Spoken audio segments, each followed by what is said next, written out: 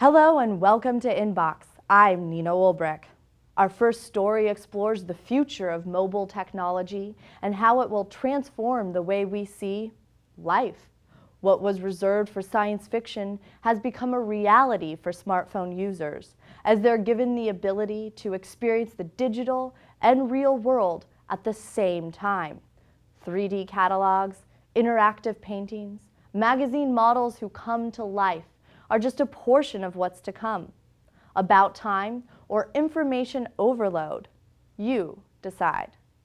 Imagine finding parking on the spot or the hottest restaurant in town all in seconds. And you can today with the magic of augmented reality. Augmented reality is the ability to insert and overlay digital and virtual information into the real world. Track Lord is the Marketing and Media Relations Manager for Metaio, the worldwide leader in augmented reality technology. Their mobile application, Genio, is an augmented reality browser that allows the user to see the world in a whole new way. You just be able to recognize things and see things and immediately get information from them using your smartphone. Imagine the ability to browse life like we browse the web. It might seem revolutionary, but the technology started in 1962 when cinematographer Morton Healy created the Sensorama, a simulator with visuals, sound, vibration, and smell. But augmented reality's first real-world application was the heads-up display in fighter jets. Symbols are projected onto a transparent glass screen, which takes away the distraction of looking at gauges and allows pilots to aim their weapons better. Heads-up displays are now starting to appear in cars. BMW is one of the pioneers. The basic principle is it displays all the information such as speed, navigation. It projects it from a console on the dashboard onto the glass. Only the driver can see this. Augmented reality will ease activities such as travel and shopping, and can even be applied to medicine and education. With the technology's rapid development, its potential is endless. It's very, very popular as a marketing medium, basically. It is a way to sort of drive people to advertising and retain engagement. Many brands have adopted this new marketing strategy, including IKEA. The 2013 IKEA catalog came with an augmented reality application designed to recognize various pages in the catalog and overlay, for instance, animated 3D furniture. And instead of seeing a video, you actually look at the catalog with your camera in the app, and it visualizes the bed right there on the page, and the drawers open and shut and show you exactly how it works. Ever wonder how this will look in your home? There's an app for that as well. Mitsubishi has worked with Metaio to create an app that allows customers to see products at their actual size inside their home. Augmented reality is also used to replace manuals and show real-time instructions. Another great use is in art museums, where your smartphone replaces long audio tours. When you point your device at each painting, an overlay of information displays in real time. But the technology is not just for mobile apps. One of the really first huge deployments of augmented reality in the commercial space was the Lego example. So now in every Lego store in the world, you can walk in, grab a box off the shelf, hold it up to this flat screen that has a camera on top, and visualize the entire model animated right on top of the box. It's so successful that Lego internally calls it the nag factor, because once a kid sees the model on top of the box, there's no way the parents are going home without buying that. But the main point of augmented reality is not that it's mobile. Further interaction using vision, really. I mean, that's what augmented reality is about. It's about vision. And of course, the glasses. And Google is at the forefront. Google Glass allows users to take pictures and video, get directions, send messages, and get information simply by speaking to the glasses. But their expected launch in 2014 has been met with criticism. Distracting users is the obvious problem, leading lawmakers in West Virginia to propose a ban on drivers from wearing Google Glass. Privacy is also a concern, with many cinemas and bars saying they will ban the glass as well. But there is one major hurdle augmented reality faces. It's really going to come down to the devices. You know, we can only go so far with the software. And once these device manufacturers get serious about it, that's really the point where we'll see it everywhere. Once the hardware catches up, we can expect to see things differently.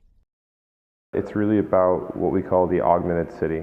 And that's sort of this vision that in the near future, every surface, every object, every environment becomes some sort of trigger or portal to the digital. Hollywood has had their visions of augmented reality, from heads-up displays in Iron Man, Heads-up display, check. to computers in Minority Report, and maps in Avatar. And now we are closer than ever to making those visions a reality.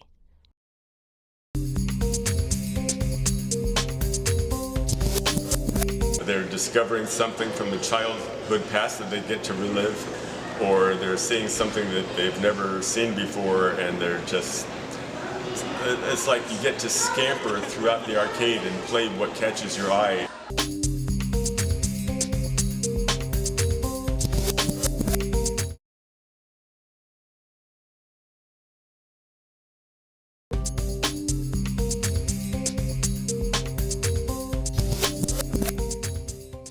Now that you've seen the future of technology, can you remember life without smartphones and computers?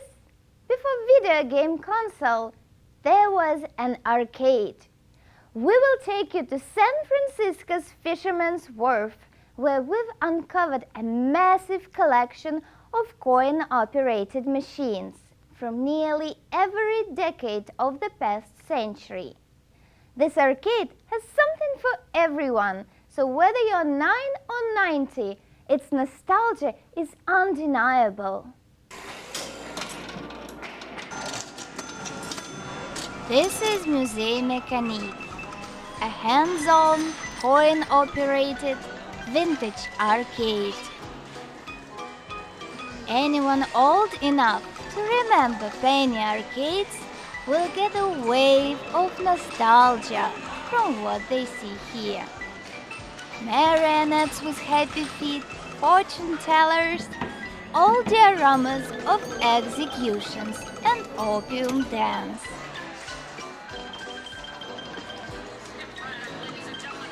For their age, these machines are in excellent shape and all are ready to play. That tall man skating around the museum is Dan Zielinski, the owner. The reaction from my visitors are, in my eyes, hysterical. They're discovering something from the childhood past that they get to relive, or they're seeing something that they've never seen before, and they're just, it's like you get to scamper throughout the arcade and play what catches your eye. As you enter, you are greeted by the famous laughing cell. It's just a big mechanical doll, but it's such a bizarre thing. One of the most eye-catching displays is a huge diorama of a carnival with over 100 individual moving parts. The amount of detail is simply amazing. This collection has more than 300 arcade attractions from all over the world. Believe it or not, a bingo game started it all. Dan Zielinski's father, Edward, won a bingo game back in 1933. His grand prize? A can of oil. He sold that for 50 cents and bought his first penny arcade game.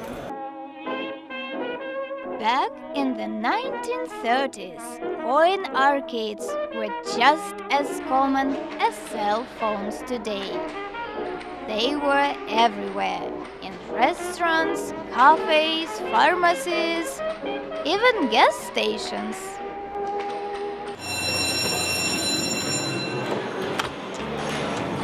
In the 1950s, coin arcades started offering games based on bowling, baseball, soccer, and shooting ranges.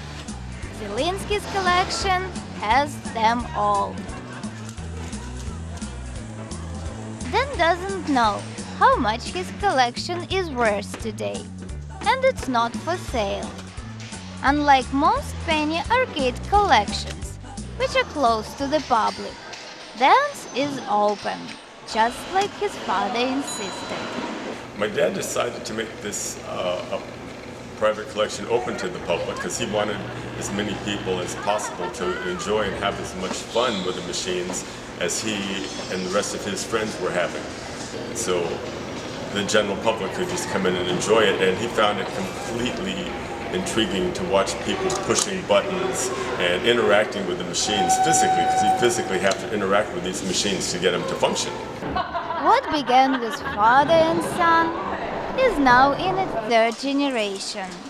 When this crybaby machine needed a new voice, Dad turned a late-night baby feeding into the recording session. When my second son was 3 months old, it's 1 o'clock in the morning, and it was my turn to feed him. So I was just about to give him a bottle, and I realized I needed a new recording for this machine. So instead of giving him a bottle, I gave him a microphone. And so he was crying because he was really hungry, you know, but I needed that darn recording for the crybaby machine.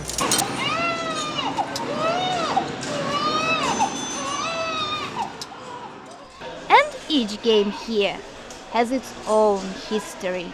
This arm wrestling challenge is not that easy. Julie Andrews knows that firsthand. It became famous in the Disney movie, The Princess Diaries. Julie Andrews actually beat that, which really shocked the director because he thought I made it easier for her, but I didn't. You do it, go! Oh, yes! Oh, got it. Give me 5. 5? 5. Oh. At Museum Mechanique, you can challenge your strengths and also your feelings. There are sex appeal testers, kiss meters, and of course, a photo booth. It still produces excellent black and white photo strips to preserve a memory.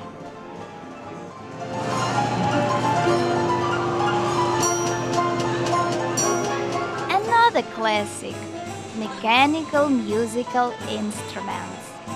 Most have funny melodies. Many are capable of playing like a small orchestra. As machines get older, they only get better. Thanks to the constant maintenance and care Dan gives to each one. This museum to me represents my childhood, my teenage years, and my adult life, and hopefully many more years to come. It just is a way to express myself through maintaining a great collection and watching people react to that. It means the world to me. These machines were invented to make people smile, and they still do their job today.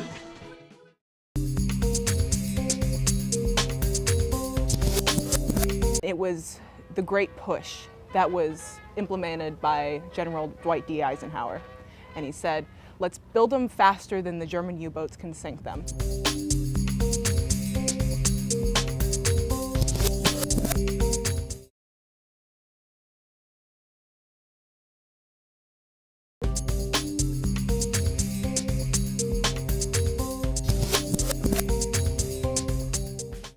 Continuing in history, let's go back to World War II and the ugly duckling, President FDR's nickname for the mass-produced cargo vessels known as Liberty ships. Manned by the merchant marines, over 2,700 ships were produced during the war, but only 2 remain intact today, and one is lucky to call San Francisco home. Can you hear it in the wind and deep in her hull?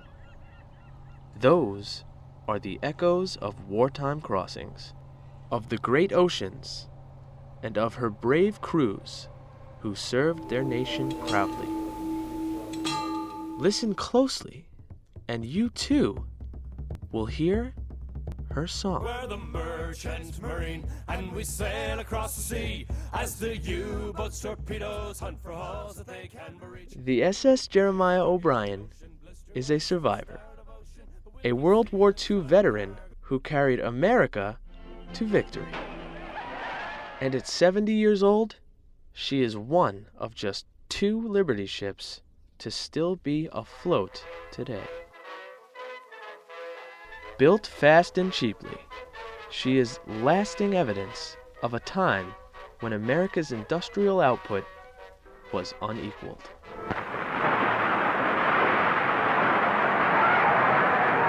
This model is a replica of the Liberty ship which we built in 4.5 days, and we expect to build many more of them in a shorter time.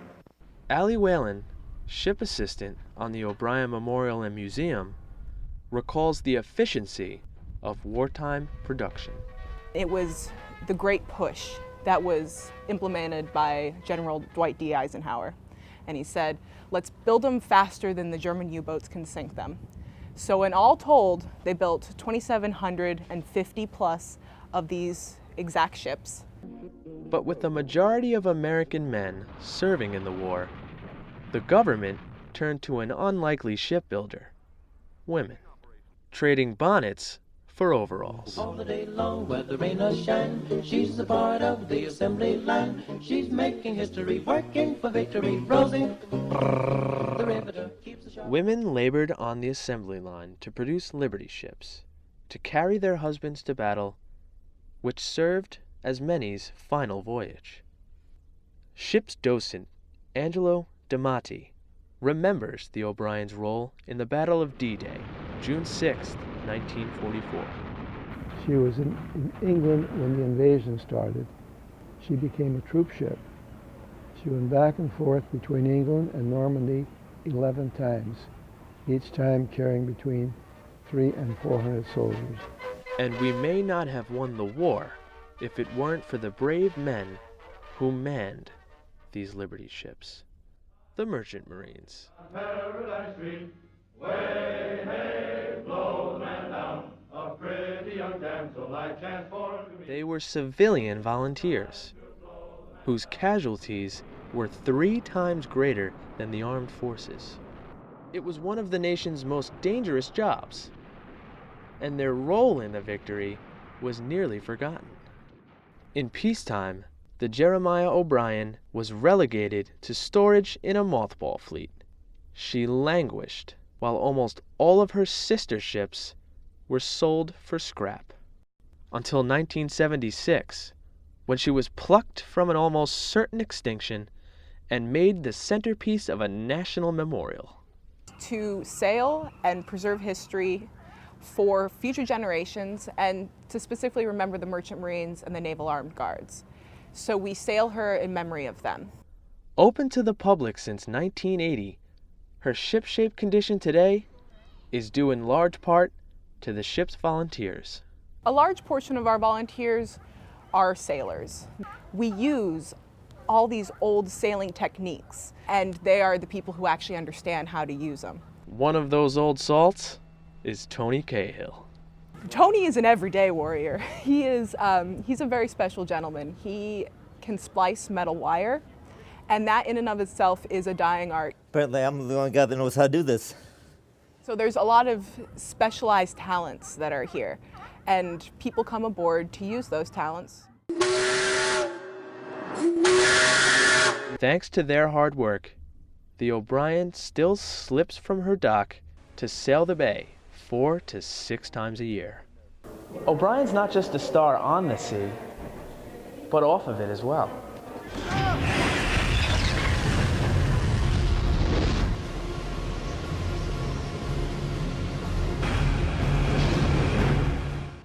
Her engine room was transformed into a movie set for the Academy Award-winning film Titanic, and has been the leading lady in several other productions. The engine is still like new damn near. It's a triple expansion, double acting steam engine. We still have our original piston rings in it. Built to have a lifespan of 5 years, the O'Brien's survival is almost miraculous. At 70 years old, with an engine that refuses to quit, she's planning a voyage quite like any other. Our goal is in 2019, for the 75th anniversary of Normandy, is to sail this ship back to Normandy. And this final voyage ensures her call to history.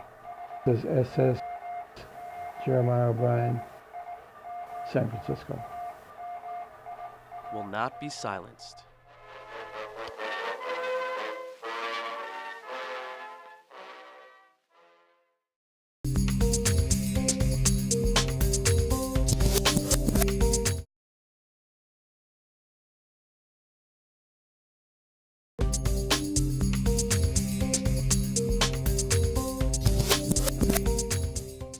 Thank you for watching tonight's Inbox.